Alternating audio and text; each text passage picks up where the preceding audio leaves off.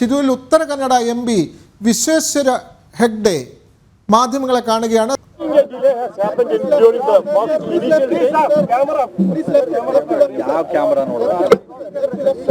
ಈಗ ಕೇಂದ್ರ ಸರ್ಕಾರದ ಸೈನ್ಯವೂ ಸಹ ಬಂದಿದೆ ಮತ್ತು NDRF ಒಳಗೊಂಡಂತೆ ಸೀಬರ್ಡ್ ಅಧಿಕಾರಿಗಳನ್ನು ಒಳಗೊಂಡಂತೆ ನಮ್ಮ ಕೋಸ್ಟಲ್ ಗಾರ್ಡಿನ ಅಧಿಕಾರಿಗಳನ್ನು ಒಳಗೊಂಡಂತೆ ಎಲ್ಲರೂ ಸ್ಥಳದಲ್ಲಿದ್ದಾರೆ. ಜಿಲ್ಲಾಡಳಿತ, ರಾಜ್ಯ ಸರ್ಕಾರ, ಕೇಂದ್ರ ಸರ್ಕಾರ ಒಟ್ಟಿಗೆ ಆಗಿರುವಂತಹ ದುರ್ಘಟನೆಯಲ್ಲಿ ಇನ್ನೂ 3 ಜನರ ಪರಿಸ್ಥಿತಿಗಳು ಏನಾಗಿದೆ ಅನ್ನೋದನ್ನು ತಿಳ್ಕೊಳ್ಳೋದಕ್ಕೆ ನಾವೆಲ್ಲ ಒಟ್ಟಾದ ನಮ್ಮ ಪ್ರಯತ್ನವನ್ನು ಮಾಡ್ತಾ ಇದೆ. ರಾಜ್ಯ ಕೇಂದ್ರ ಸರ್ಕಾರಗಳು ಸಂಪೂರ್ಣವಾದಂತಹ ಸಹಕಾರವನ್ನು ಈ ಸಂದರ್ಭದಲ್ಲಿ ಕೊಟ್ಟಿದೆ.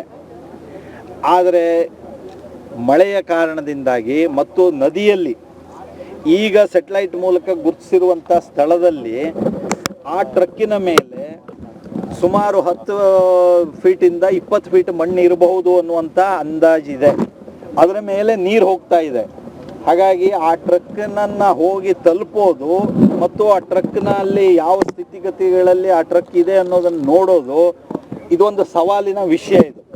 ಹಾಗಾಗಿ ಅದಕ್ಕೆ ಬೇಕಾದಂಥ ಪ್ರಯತ್ನ ಮಾಡ್ತಿದ್ದಾರೆ ನಮ್ಮ ಸೈನ್ಯದವರು, ಉಳಿದಂತೆ ಎಲ್ಲರೂ.